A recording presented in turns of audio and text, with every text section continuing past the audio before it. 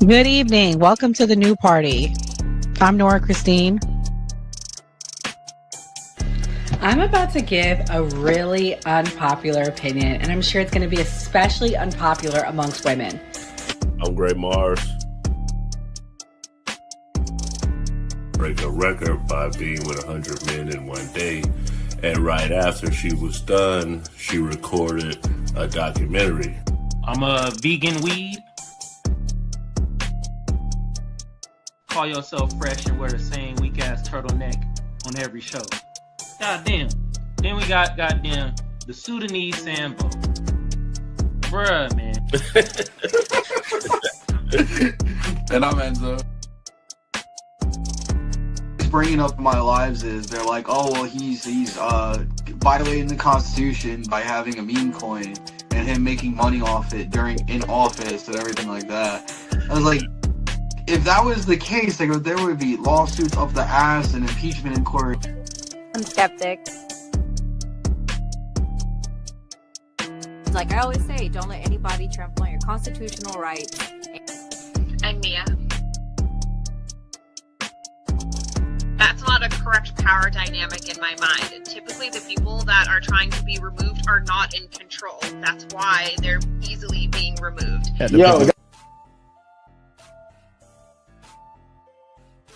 The government, states, they start putting these RICO acts on Diddy, all of these guys, and try to put it on these ongoing criminal organizations.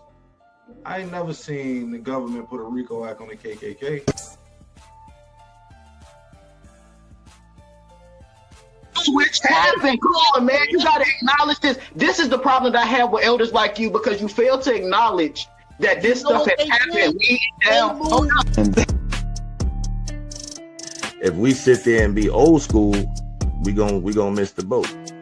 You know, a lot of this kids 19 years old buying houses with Bitcoin, buying Maserati. Wow. Disclaimer.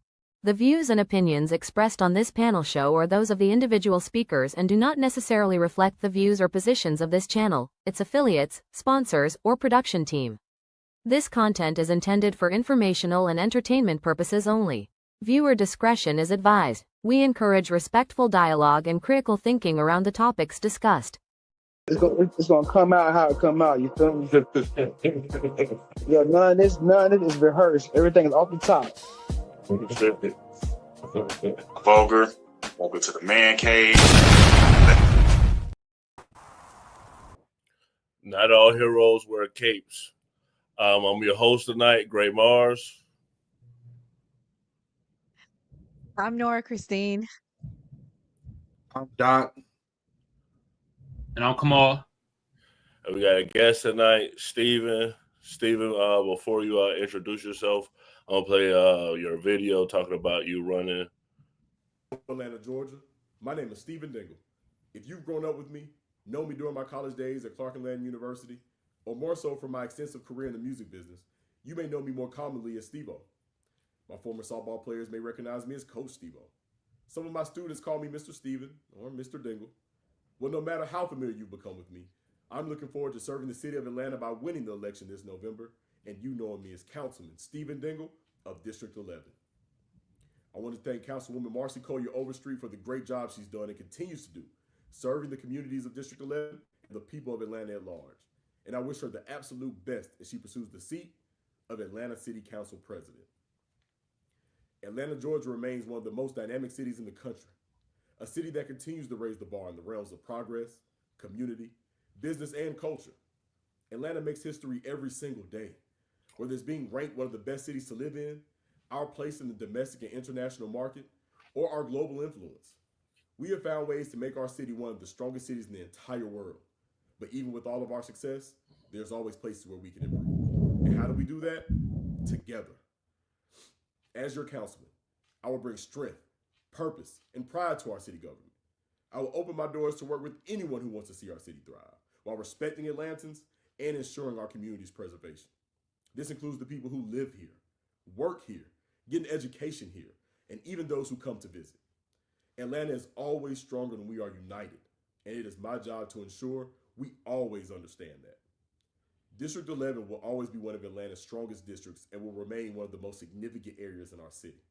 From Cascade to Ben Hill, from Niskey Lake to Greenbrier, several former Atlanta mayors still reside in this district. District 11 produces some of the best Atlanta has to offer. We will make sure our communities are safe. We will bring more job and career opportunities. We will take even better care of our elders and senior citizens. We will provide our children with more programs and activities that will give them the absolute best chances to succeed and thrive. This is only the beginning. It's a long road to the election in November, and I plan on seeing and hearing from all of you throughout the city and on the campaign trail. I want to thank my wife for always standing by me and trusting me in my endeavors. To our children, thank you for being the best kids ever. To my family, friends, community associates, Atlanta City government, and my fellow Atlantans, thank you for allowing me this opportunity to be a candidate to serve you.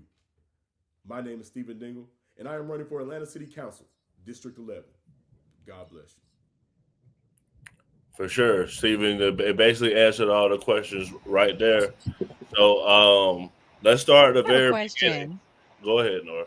You said you were in the music industry. Did you ever go to Tallahassee and like attend music conferences? Because you look very familiar. No, I never went to Tallahassee for a music conference. The only time I went to Tallahassee was it was either high school or high school. It was an AAU tournament that I went to Tallahassee for something. Yeah, we went to FAMU, Florida State, like stadium and stuff. So yeah, never went to Tallahassee for music. For sure. So this is your first time here, Stephen. So I want to start at the very beginning. What's a childhood memory or experience that shaped who you are today? Two things to be quick. One thing is I'm a huge fan of posse stories. So like Power Rangers, Ninja Turtles, Justice League, Marvel, anything that requires a group of people to accomplish a mission from that young to adulthood, and they even lead into the music industry, realizing like the team that an artist needs to be successful. I just love anything that requires a team to accomplish something.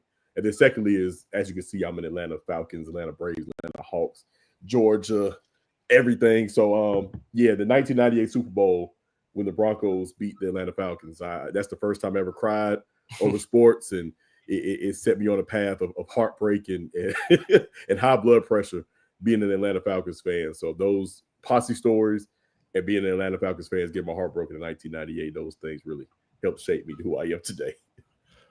Who was your biggest role model growing up, and what did you learn from them? Oh, my father. He's no longer with us. He's been gone for about 11 years now, but my father is definitely Jerry Dinkle, definitely my biggest role model. And I always give credit to three people: my dad, Malcolm X, and it's unconventional, but T.I.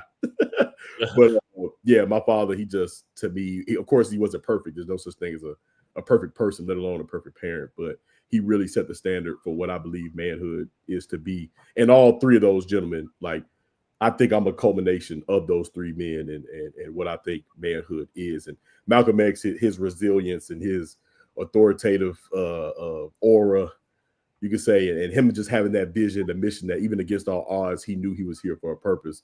And then lastly, T.I., I think he just added to my confidence. Just being from Georgia, being from Atlanta, and hearing someone just be so really cocky, but I don't know, T.I. I can listen to it today, and I even use it to, promote my children and get them to like build self-esteem and self-confidence, because just hearing him on a track and even, beating them several times around the city, he just exudes confidence. And he, again, is one of those men who just never let anything get in his way, get in his way. And he makes sure to let you know that you're not going to stop him. So, yeah, those are the three men who helped make me who I am. For sure. My bad. So my last question is, what was your first job and what did it teach you about life? My first job was Zaxby's. I don't know if everybody got a Zaxby's where they're from, but it's a chicken spot that started here in Statesboro, Georgia. But I worked there in 10th grade. Well, yeah, I'm going to say that's my first job. I helped my dad out at Bronner Brothers because Atlanta is the home of Bronner Brothers, a hair care company, and we got the Bronner Brothers show. It happens twice a year. That was huge. So I used to sell magazines there. But my first official job at 16 and 10th grade, all the way through high school, was Zaxby's. And I've always been, because I played sports all my life, and like I said, my father, I've always been huge on being on time. As you can see here, I was 5-10 minutes early to this interview, and I just think that job just helped me understand being dependent on. I was one of those guys who I played every role. As I was a cashier, I cooked the food, I prepared the food, I would get there early and clean, stay late. And if I didn't go to college, they really tried to make me a manager to keep me from going to college. It's like, we'll just, we'll give you a promotion and make you a manager. You could be district manager one day and all. You can maybe own your own Zaxby's. And I was just like, nah, I gotta go to college. So Zaxby's just prepared me to, like I said, that responsibility of being dependable and understand the value of really adding every tool to your toolbox. Like me, it was only me and another guy who like could do everything, and I just understood like the value of being reliable, and also you could have a little more leeway to sneak and do things when they could count on you. So a lot of my friends who worked there too, they were getting in trouble a lot, but I would do the same thing and they would let me slide because I was so reliable and so dependable. For sure. Nora? Oh man, you got the softball questions from Gray. So time to bring the home run. All right. So I looked up Atlanta's top issues and I see it includes the economy, inflation, and housing affordability. So in your opinion, what are 3 things that you think the candidate that you're running on could have improved on, and how do you intend to do so when you win? Yeah, just to be clear, there's no incumbent in my race. My current council member, Marcy Coy Overstreet's running for Atlanta City Council. So my race, specifically my position, is it's a hot seat. It's 10 of us in this race. So there's no incumbent I'm running against in this race. And we love Marcy. But for Atlanta specifically, affordability is a major thing for me and the city. I've always said that Atlanta has always relied on being an equitable city. Atlanta is the first city to have federally funded housing projects.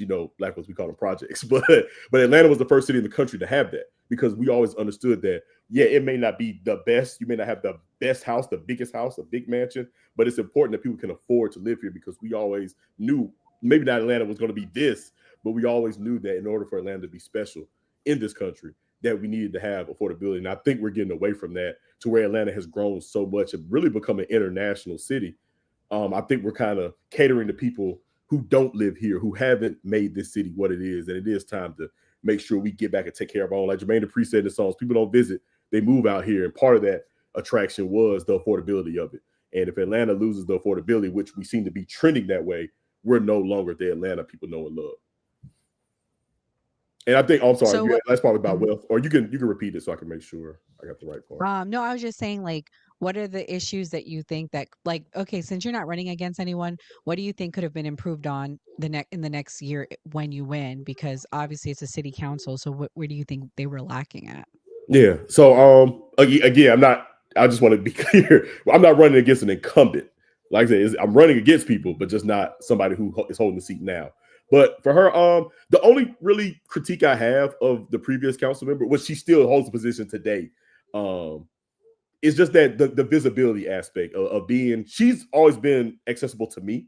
But as I'm on the campaign trail and I'm talking to people and I'm letting them know that I'm accessible, I'm here in front of you, here's my number, here's my email, you can find me on social media, whatever, however you need to talk to me or express your concerns.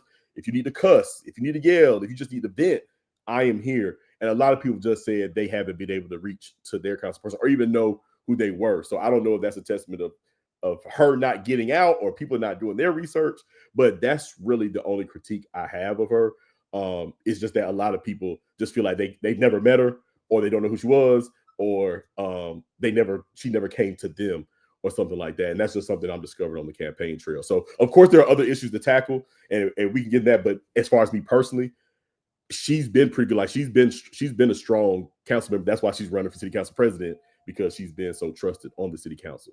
But I will name some things like Southwest Atlanta is definitely neglected when it comes to the growth of Atlanta in general. When people think of Atlanta, you think of our downtown, our midtown, our Buckhead. That's where, we got the new stadium for the Falcons and the Atlanta United, the Braves new stadium. I know that's kind of Metro Atlanta, but it's basically Atlanta. And then if you all have seen that Live Nation is supposed to build that huge attraction downtown.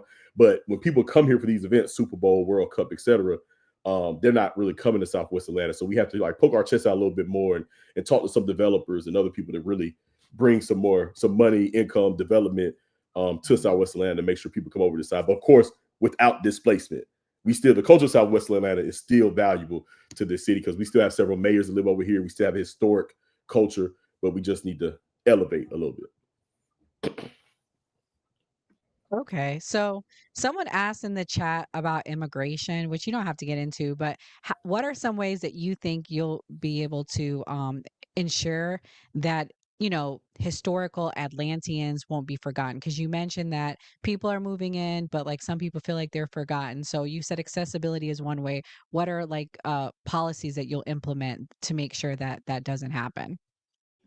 Yeah, so this is concerning immigration or like gentrification type thing. I just want to make sure I want you to answer the gentrification because you can't impact immigration, but gentrification you definitely can. And that is impacting people on a daily basis. And that'll be something you can definitely impact. We see it all over Miami, New York City. The entire country is impacted, unfortunately, by gentrification. And Atlanta is no stranger to it, I'm sure. So what are things, like you said, that's a good summary and good term to ensure that Atlanteans don't get left behind as people come in? Yeah, fortunately for my district, Southwest Atlanta, we have I know Atlanta has the highest wealth gap in the country, but in Southwest Atlanta, we are a prime example of that. But due to the fact that we have some black millionaires, some black lawyers, black attorneys, black business people, and politicians, that kind of prevents gentrification from happening in this area. And not saying it can't. We've seen historic, like West End is a strong black district where our colleges are, Morehouse, Spelman, and Clark Atlanta. We got a historic mall, but that's about to be changed into a development. But it's still a lot of it's black dense over there. So it shouldn't be too bad. But for over here, we have a lot of black money to where you can't displace black folks. And like there's a lot of black ownership, people who own the development, the housing, etc. So we have, I'm not saying it's not a word, but we kind of have some things in place to kind of help prevent it. But also Atlanta has a system called the MPU system, which if you live in the city of Atlanta, it's 26 MPUs, which are neighborhood planning units. So if you live in Atlanta, you're part of an MPU. And a lot of people don't know that. And it's basically a collection of neighborhoods and also whatever businesses are in that area. And every month they have a meeting, and every department from the city is present on that meeting. The police department, fire and rescue, parks and rec, public works, watershed, etc. And when developments coming to certain MPUs, the residents of the MPU or the business owners in the MPU, they can determine whether they want it or not. And a lot of people don't know that. And I always tell people, I'm in a certain MPU where it's only 1,000 or so people, and we don't have any businesses in ours. We're just a collection of neighborhoods. But there's like roughly 1,100 people in my MPU. Only the max amount of people I've seen on my MPU meeting is maybe 30, but on average it's 20. So you're giving 20 people ability to make a decision for 1,100.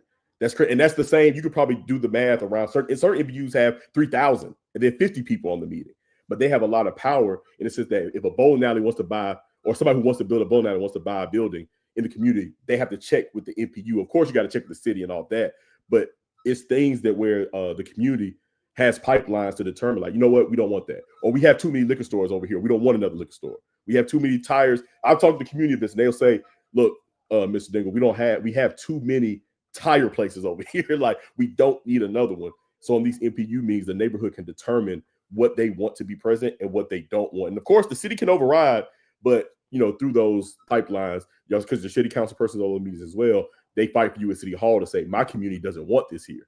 Or they can say, hey, we need this here, and we go out and find the developers for it. So the prevent gentrification is just making sure the city hears the community, and the community shows up at those platforms or pipelines, so the city or City Hall knows what they want and don't want.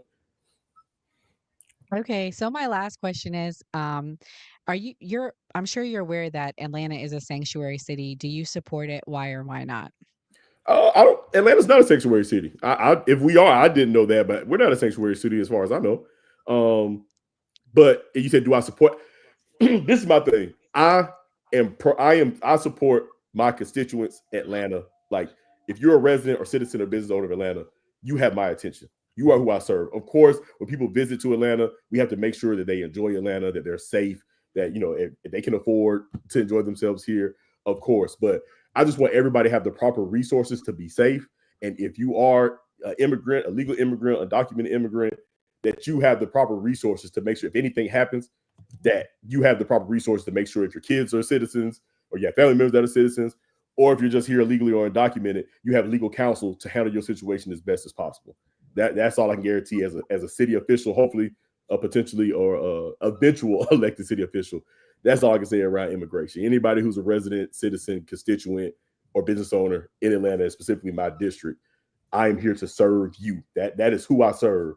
But of course, like I said, if anybody's illegal or undocumented, I just hope we can provide you with the information to have you best situated for your situation. Doc, you're muted, Doc.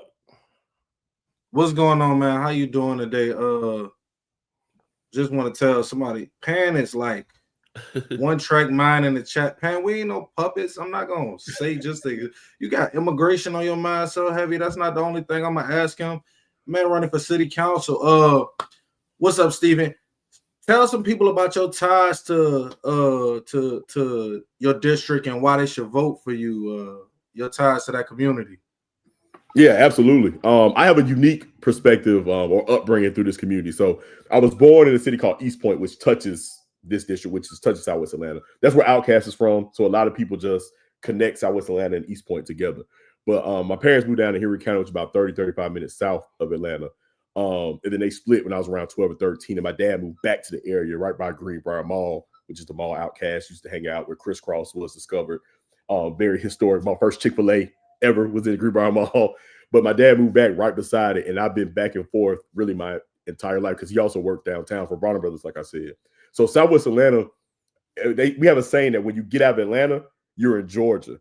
So growing up in Henry County, but also being with my dad in Southwest Atlanta, I always understood the dynamics of like what country Georgia was and what Black excellence in Atlanta was. I had both views, and I think growing up, that's what made me appreciate Atlanta and specifically Southwest Atlanta so much by living right by Greenbrier Mall or going to college, riding the MARTA from my home, walking down to the MARTA stop, riding MARTA to school and to my job in Midtown, understand how city transit worked, why all the Black stores in Greenbrier. And I worked at that Kroger on Headland right across from the mall. So, and then, build a relationship with friends. And if you look at my social media, my personal social media, Steve Ozone 4, was created when my dad moved up there and I was just sitting in Atlanta for a while. I was like, man, I love it here. And I just created the name Steve Ozone 4 because we also sit in that police district. That's what zones are in Atlanta. We rep about the police district. So, so my ties to the community, like I said, I've been here since 13, firmly planted since 2008, when I attended college and lived with my dad, and then got my own spot in the same apartment complex. And I've been here ever since. And just been a community advocate. Like I said, I've been in music for the past 11, 12 years. So my professional life has been more in the creative space, but people always know me. I'm always out cleaning up the neighborhood and really just taking personal initiative. I even started substitute teaching APS and in Clayton County, really, to help even before I decided to run. My wife's a teacher and a military vet. Mom's a teacher. And I just really do anything to help my community like that I can. And that's one thing about me is personal responsibility. I hope to be a servant as an elected official, but personal responsibility for me is a big thing. All right. Another thing, a lot of discussion about people has been they vote for officials and government officials, and they can't trust these people to use their vote for their best interest. Why can these people trust you to use your vote in the best interest of their district? Yeah, easy. I think my reputation speaks for itself. Even, but like not running for city council, but even on my campaign, you can't find a smut on my rep. Like I would love for anybody to find me snaking somebody or being dishonest or not being transparent. That's you can't find it. It doesn't exist. So for me, I think it's easy for me to like you can just ask around. If you don't know me, just ask around. Like you won't find really a negative thing anybody say about me, except that I may be too loyal to the Falcons. But also the way that I maneuver throughout the city and in my life is I'm so accessible that I promise you, nobody's ever seen a politician move like me.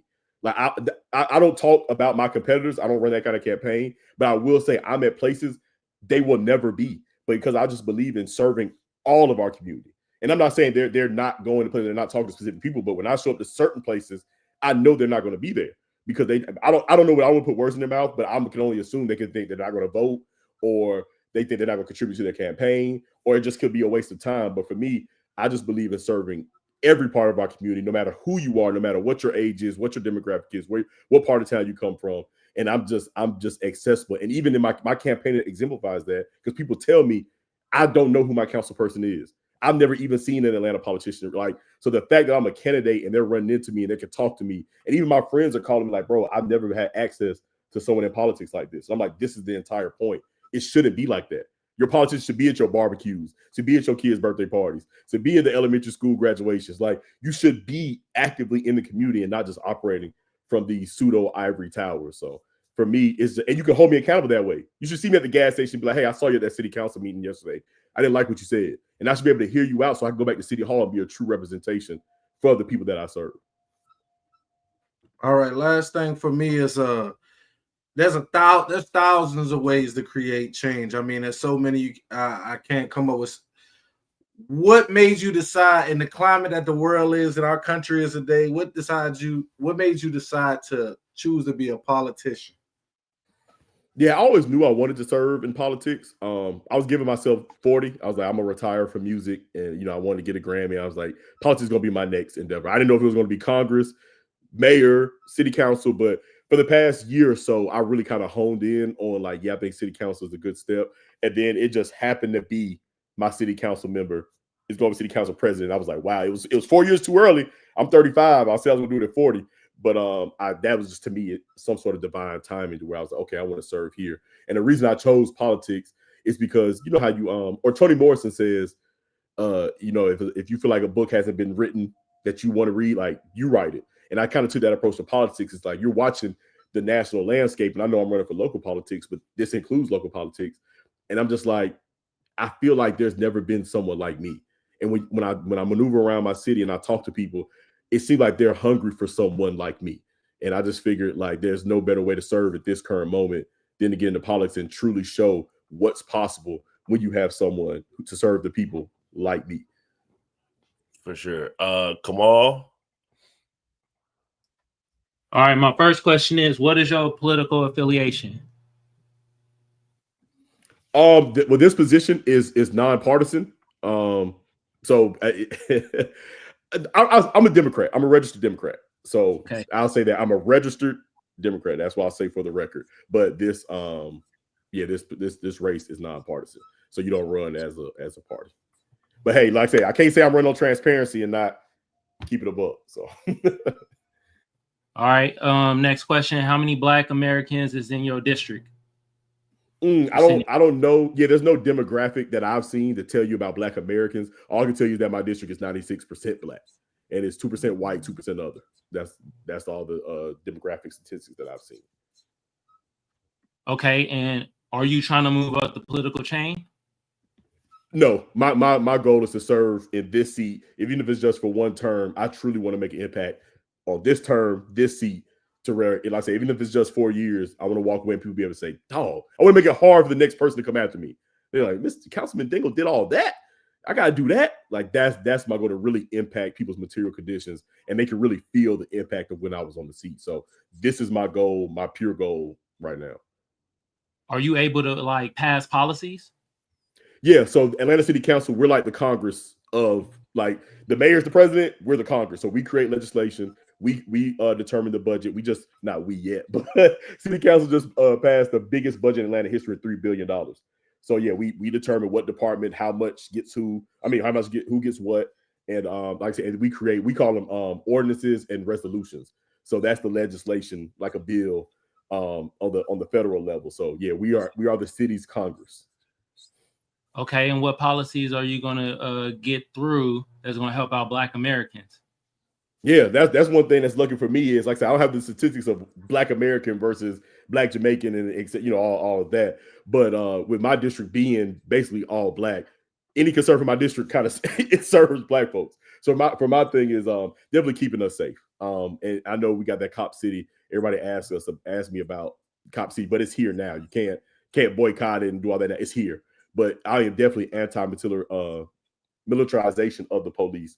And definitely working with community efforts to make sure we're safe. And even like, you got to work with the police, that we fund them and etc. But making sure that we have relationships to where nobody is harmed when it comes to being policed. Secondly, is educating our children, man. I think, and if I can sum it up, because I know you asked about policy, but this is my theory. This is my first time saying, I kind of been sitting with it. I want to make Atlanta as safe as Ireland. I want to make us as literate as Cuba, but then keep our culture of Atlanta. Like that is like, if I could sum up, and I want to pass policies to ensure that. So with education, I am big on literacy. I'm sitting in my office, but I can't, if you want to see the computer, I got books everywhere, man. And then go to my kids' rooms, every room is filled with books. And I just want to help. I'm not running for school board, but anything I can assist with making sure that our students and our children are equipped with all the proper resources to educate themselves, man. I think of any area, community, city, district that values education shows they have a vision for itself, and Atlanta definitely needs to be at the top of that. And then I'm on the economic development and infrastructure. There's no reason why Buckhead, Midtown, downtown can have all these beautiful streets painted, paved, and all this, and Southwest Atlanta not get that same thing regarding infrastructure. So first thing I want to do is walk around with every department in the city that at least has something to do with keeping it clean and pristine, and making sure every stop sign, every light, every street is paved and painted, it's clean, and we're just as pristine as those upscale parts of town like a Buckhead or Midtown.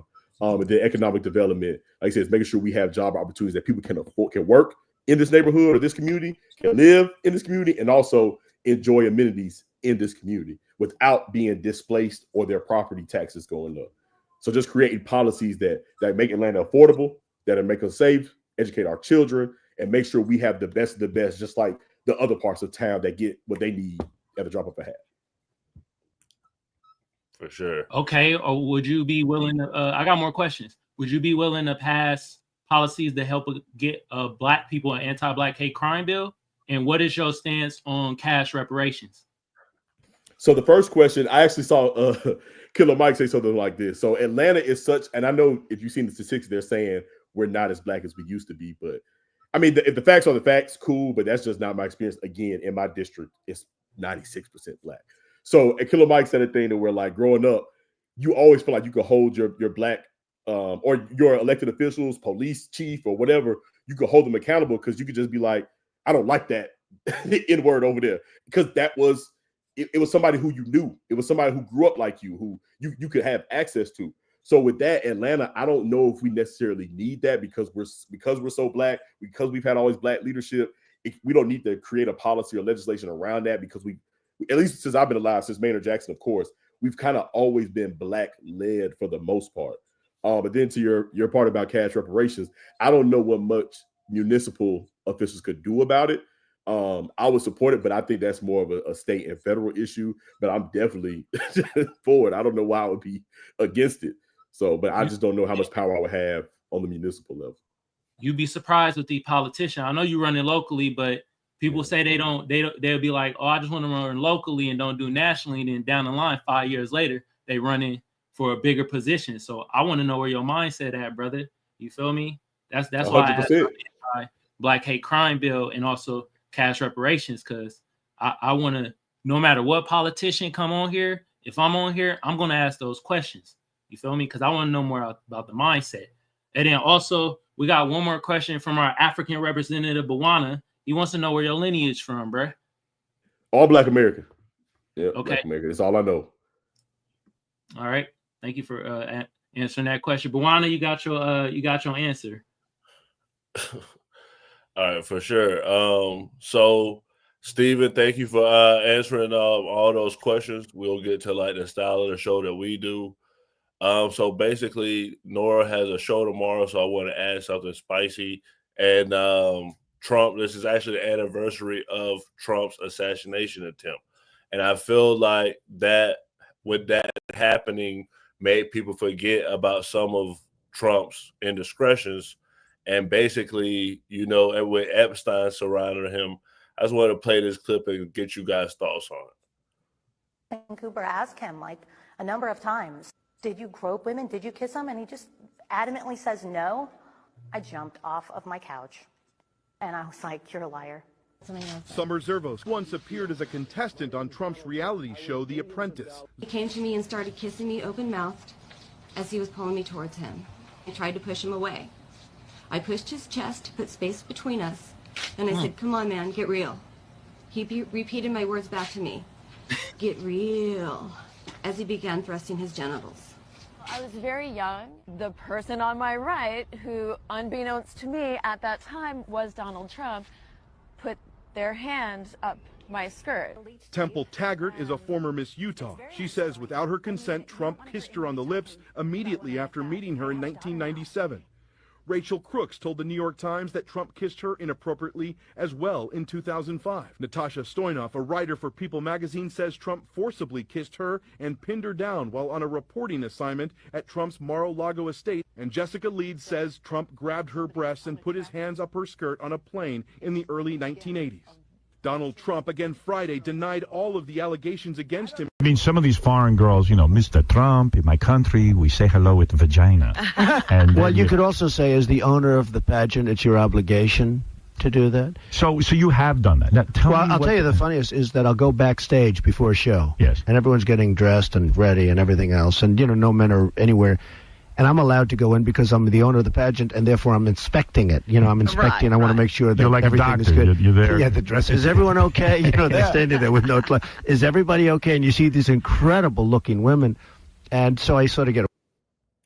Nora, I know your show tomorrow is on Epstein. So do you want to promote your show, and do you want to talk about how you feel about the video? Well, I'm the lone Trump supporter on here, so I'll start with the video. I think that this video was disrespectful. Donald Trump 1 year ago today was almost assassinated, and this is what you lead with. I understand Democrats are upset because thank God Donald Trump survived. Had he not, then Joe Biden would have been walking through as a crypt keeper through the White House, and potentially we don't even know who'd be running the country. At least we know Donald Trump is running the country. So, you know, you're going to play a harsh video like that, I'm going to come back harsh swinging, because I think Donald Trump has done a phenomenal job. I may not 100% agree with everything he's doing, but he had a hard task of taking over the country from a crypt. So I'll start with that. Secondly, the one thing that I'm not proud of with the Trump administration is the Epstein files. He overpromised and underdeliver. That's something you should learn from, Stephen. Don't overpromise and underdeliver. He promised those files. He promised the client list.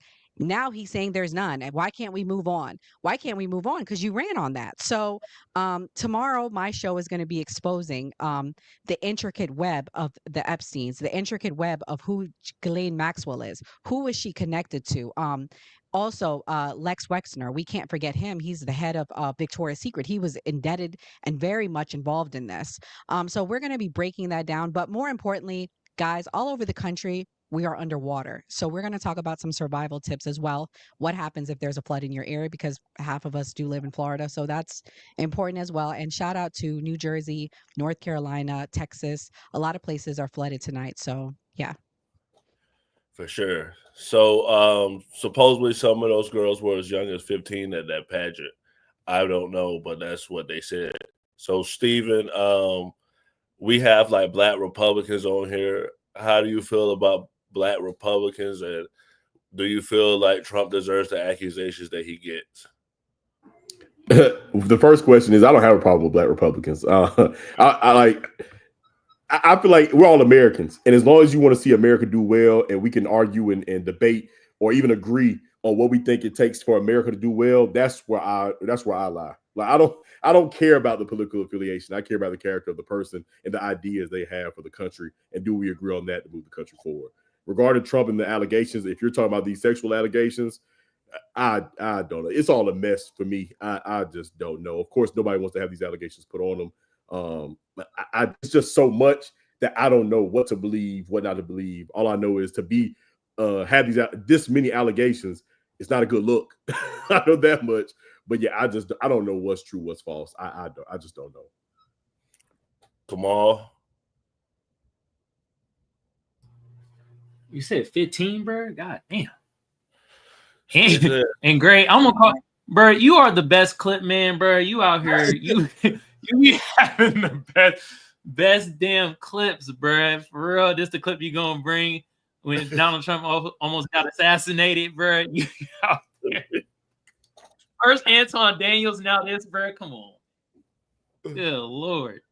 Look, I mean, look, I just can't wait to watch the show tomorrow after I got to do what I got to do tomorrow. I want to hear more about the Epstein stuff. You feel me? Like, I mean, Donald Trump did say grab by the puss too. Damn, it's a lot of stuff out there on bro that just ain't looking good, man.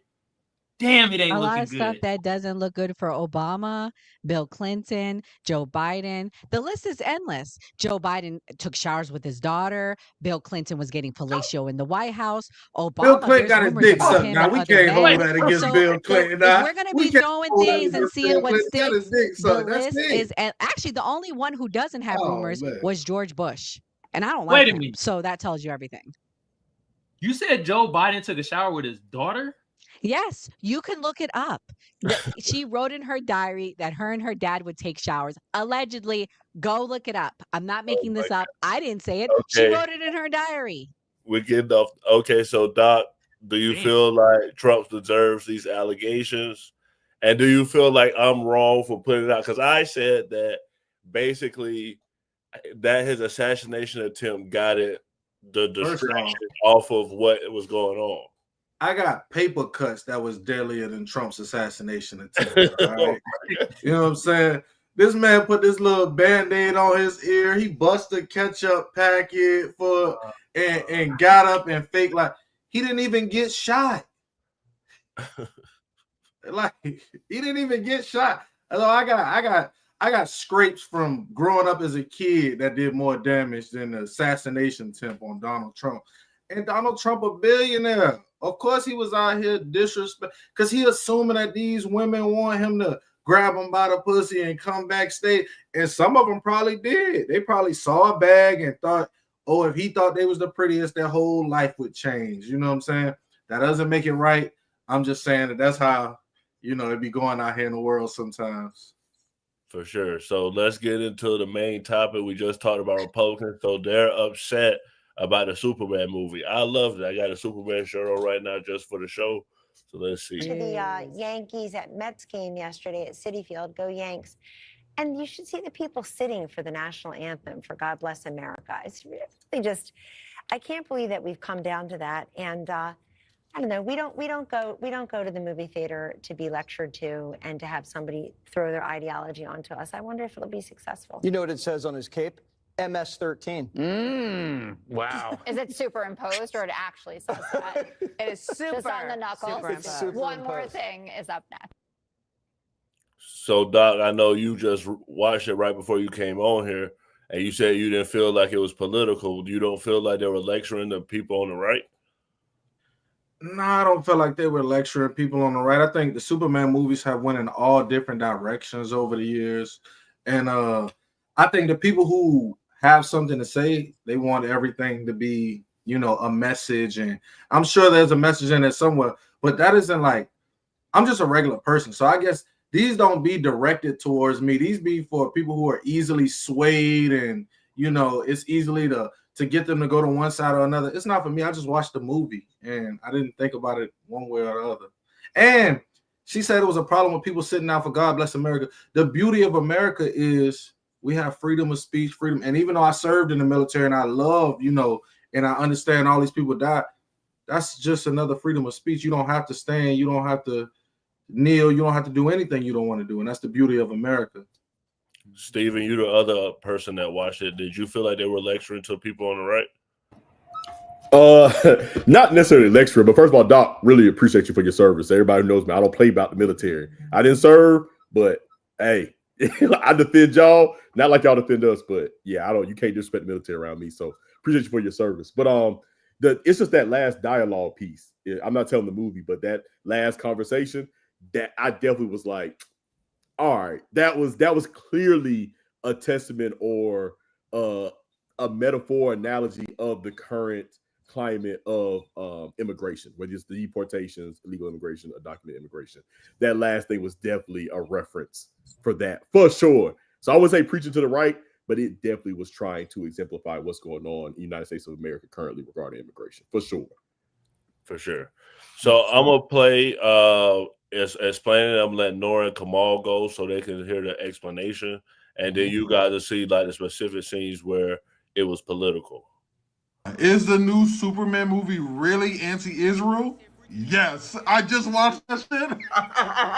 And it's probably as pro-anti-Israel as a movie produced by Hollywood can be. Let me explain. The movie centers around a conflict between two countries, Bravia and Jaranpur, which Superman just intervened to stop Bravia from invading Jaranpur. Bravia is this hyper-militaristic country that takes money from America, or in this case, LexCorp. Their leader of Bravia is just a puppet of Lex Luthor. Tell me this is not just a stand-in for Benjamin Netanyahu. In the movie, Bravia is trying to invade Jaranpur, specifically show a hyper-militarized unit going up against villagers, don't have like any real weapons. And just as this young boy is about to get shot by the military, the superheroes come to rescue him. It symbolizes two things: the dehumanization of even young children against the military, and the anti-symmetry between these two forces, where we have hyper-military units on one side, tanks and shit, and then people were fighting with literally whatever they can find, which mirrors Is Not Real and Palestine. Superman is not standing for the shit because he realizes it's unjust. This to me is bringing real superheroes back, because I can't tell you how many times I've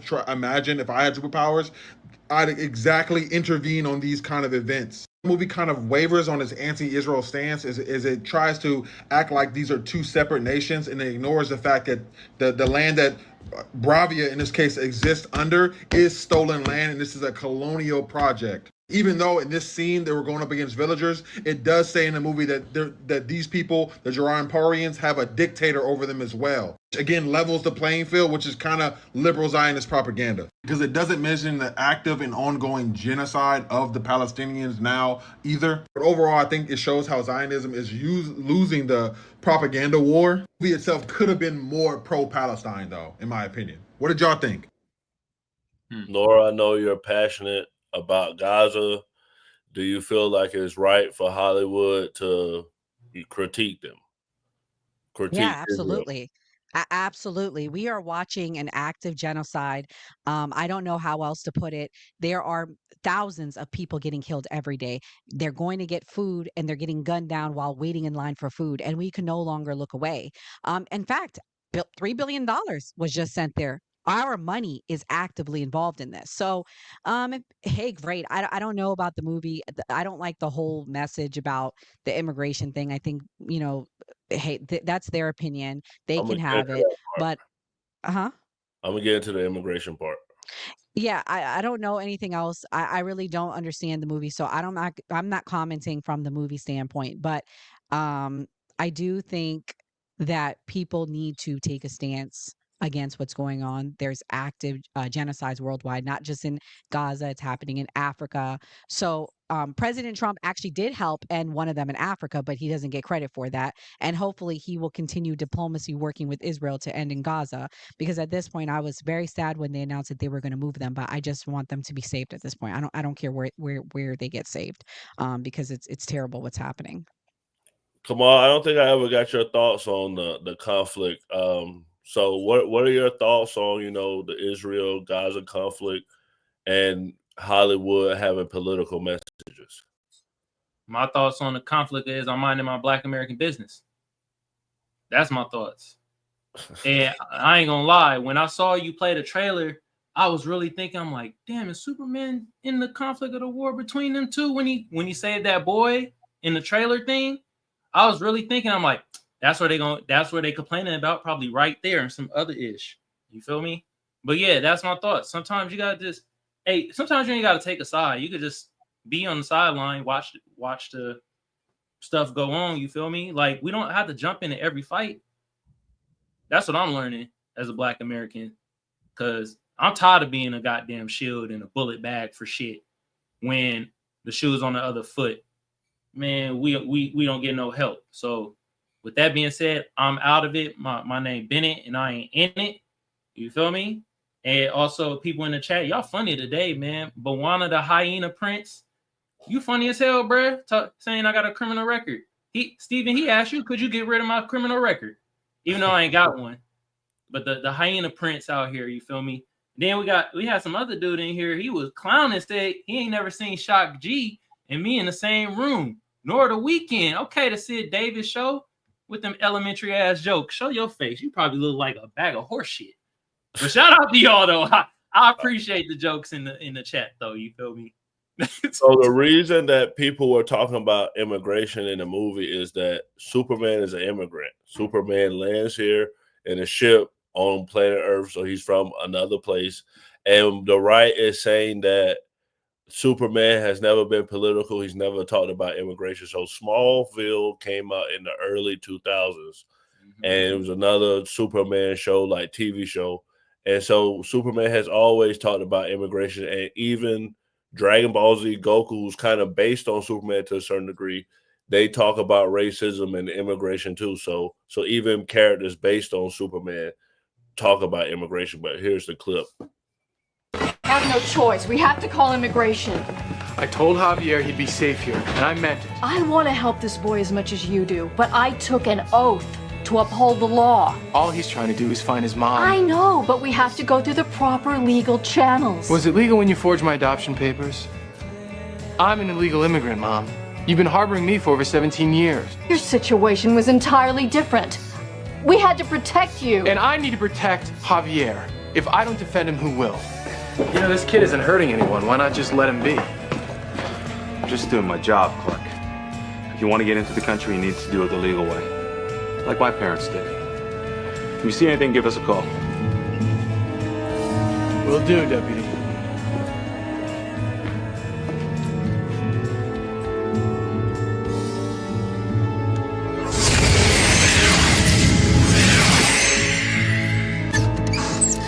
You can come out now. He's gone. Why didn't you tell the police? Because I know what it feels like to be out of place. Besides, I'm not from around here either. Where are you from? This is a lot further than Mexico.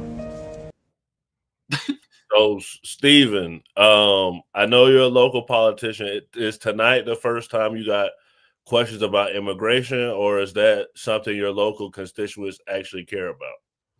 No, tonight's actually the first time I've ever been asked about it, for sure. So, yeah, they haven't let me know that they're concerned about it at this point. They may be later down the line, but no, this is definitely the first time I've been asked about it.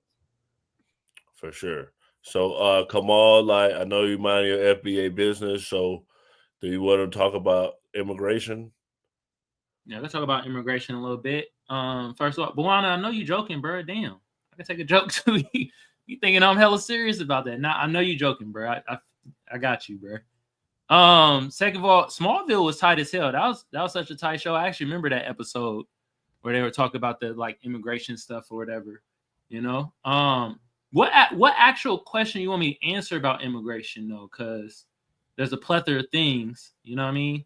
Is it relating with the show or?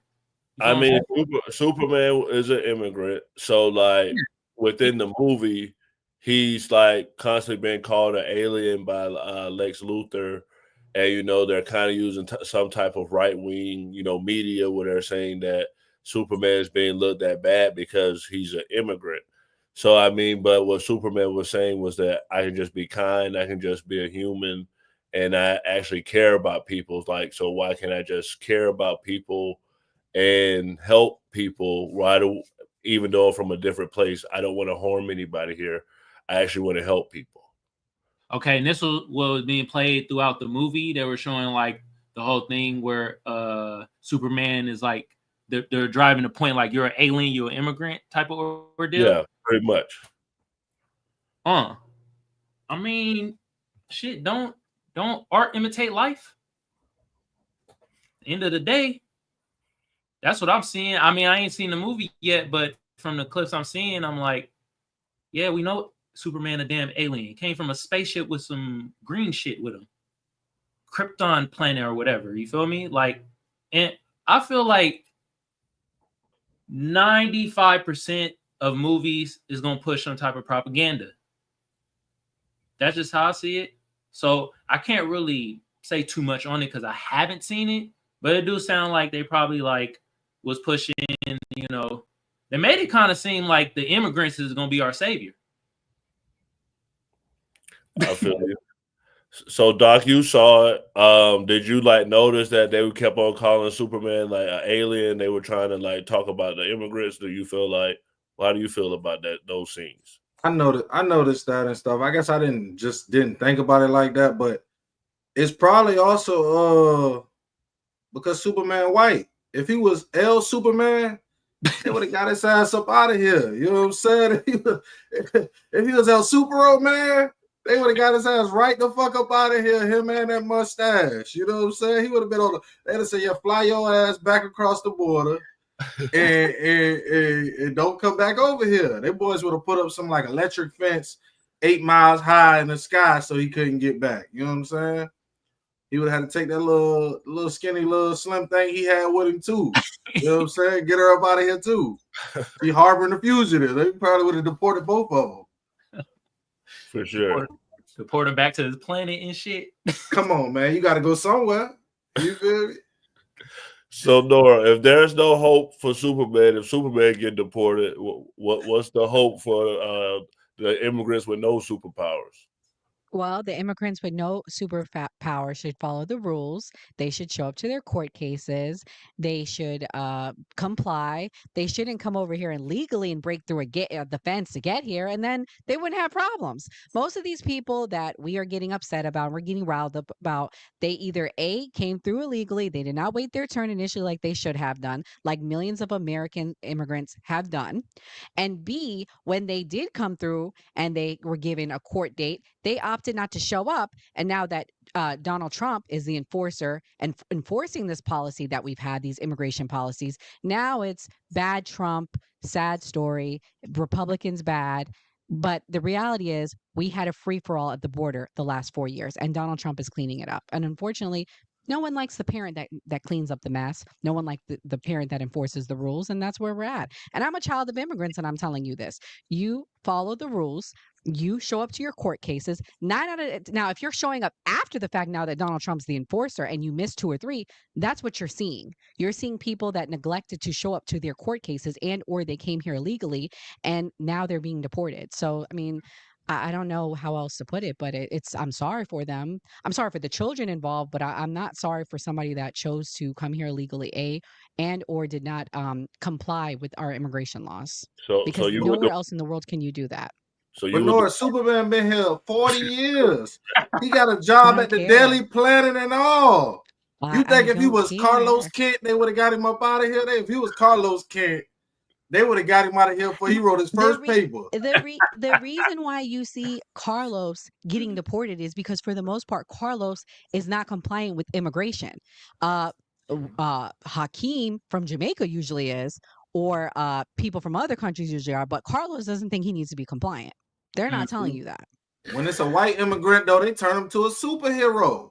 I don't know. Everyone keeps talking about European deportations, European immigrants. You don't see Europeans flooding the border, though. So I don't think that's a fair analogy to make. It's like basically playing victim or saying it's racism. But the reality is people flooding the border were not Europeans. They were Hispanic, unfortunately. So that's who's getting deported. For sure. Stephen, thank you for coming. Like, it was great having you on the show. I'm actually originally from Georgia, so it's great to interview a Georgia politician. So let people know how they can support your campaign, where they can find you, and then let them know also what you think of the Man Cave. I missed that last part, the Man Cave. I missed that. Well, we're the new party, but Monday and Wednesday is the Man Cave. Okay.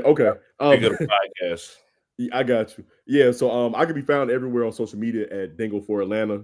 Twitter or X is Dingle for ATL. But besides that, the website is Dingle for Atlanta. And of course, you can just Google me, Stephen Dingle in Atlanta. Everything's going to come up. And again, I'm running for Atlanta City Council, District 11. I'm easy to find, man. Just Stephen Dingle, Dingle for Atlanta. And I said the Man Cave, just hit me and we'll figure that out. But if this was the Man Cave right here, or that's another. That's this. What did you think of the night? No, this was love. This was love. And I'll just throw in one thing about Superman. They were smart to make him an alien immigrant where his home was destroyed. So even if they were to try to ship him back home, it's like there's nowhere to put him. So that even adds more to the immigrant thing. And we also know he's a weapon. So it's like any country he would have landed in would have wanted to keep him, due to the fact you can't deport him back to a planet that don't exist. So it's like it's almost advantageous to keep him. So the United States just got lucky that he landed here. But yeah, man, appreciate the Man Cave having me, the new party. Thank you all so much. For sure. Dot, what's your final thoughts? Good show, everybody. Make sure everybody in the comments like and subscribe. Good luck on the race, Steven. I'll be up to Atlanta sometime soon. Hopefully you already won, and I'll see you out there and congratulate you, man. For sure. And yeah, you just reminded me, if you watch it right now, hit that subscribe button and that notification bell to know when we go live.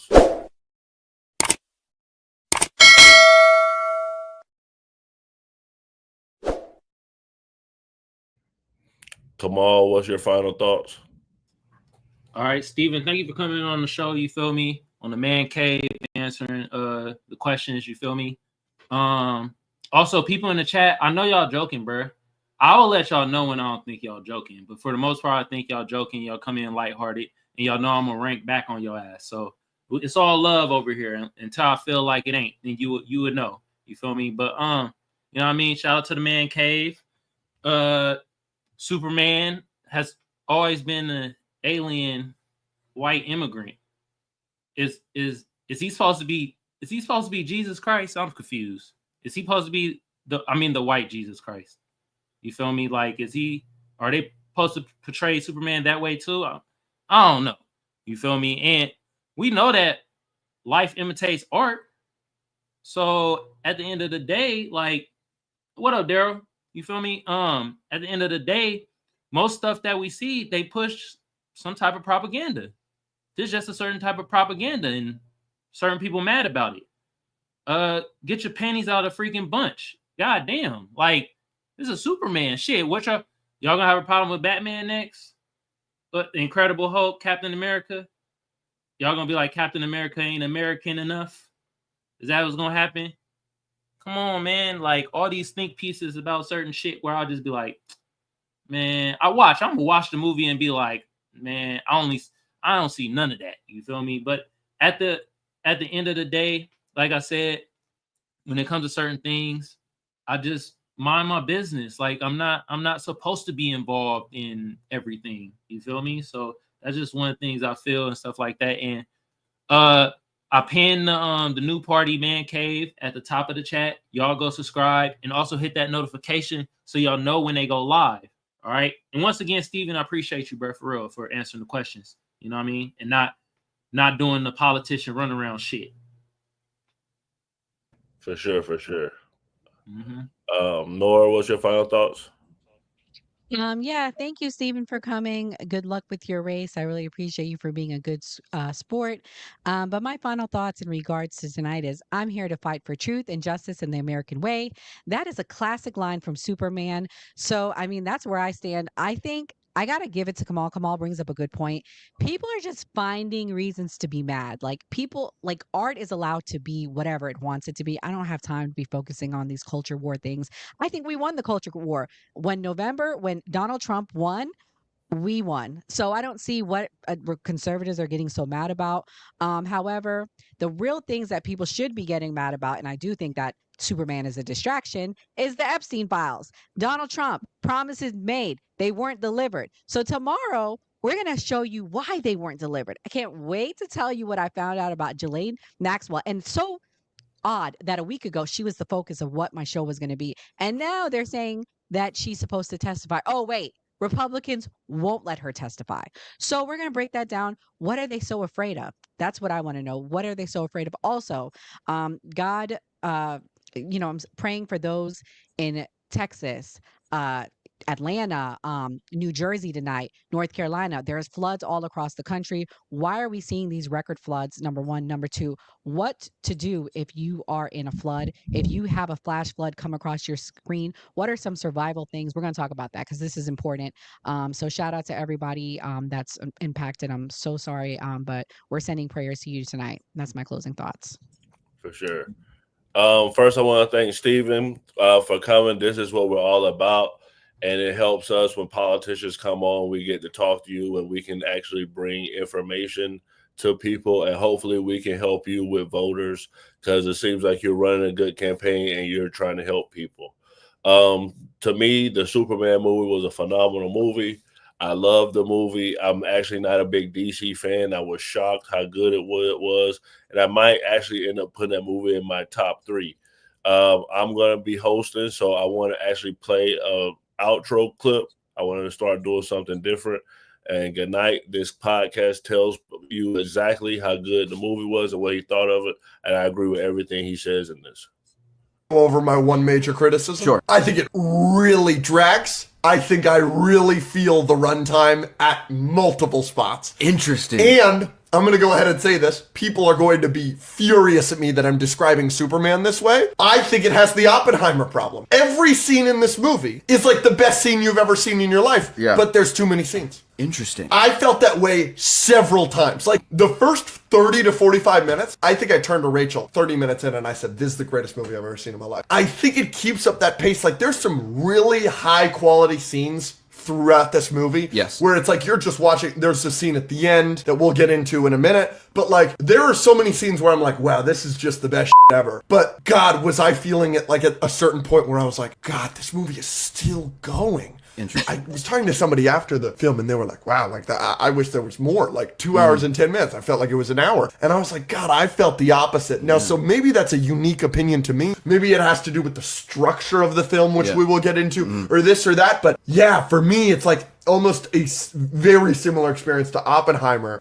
You loved Oppenheimer. And I loved every scene in Oppenheimer. Didn't have a problem with any of the scenes. There were just too many. It's just like it keeps going. But I want to make something clear. Like Oppenheimer, I gave a clear, concrete, like you should have cut this, you should have cut this, you should have cut this. I have none of that for Superman. I don't know what you cut. I genuinely do believe it's probably the best movie they could have made. There's some scenes. There's scenes that, like you see in the trailer. Pretty much every single scene you see in the trailer is like the greatest scene you've ever seen in your life. One of my favorites, one of the standouts is a conversation between Lois Lane and Superman in an interview. And like, it's incredible. You can't cut that. But there are so many of those scenes where it's just like, wow, we're still interesting. going. So I didn't feel that at all. I feel like the other person, not that it was an hour, but God, I'm really jealous of you. Yeah. Because if I didn't have that problem, it's a 10 out of 10 without question. Okay, interesting. Maybe once or twice, but generally, no, I was locked the entire time.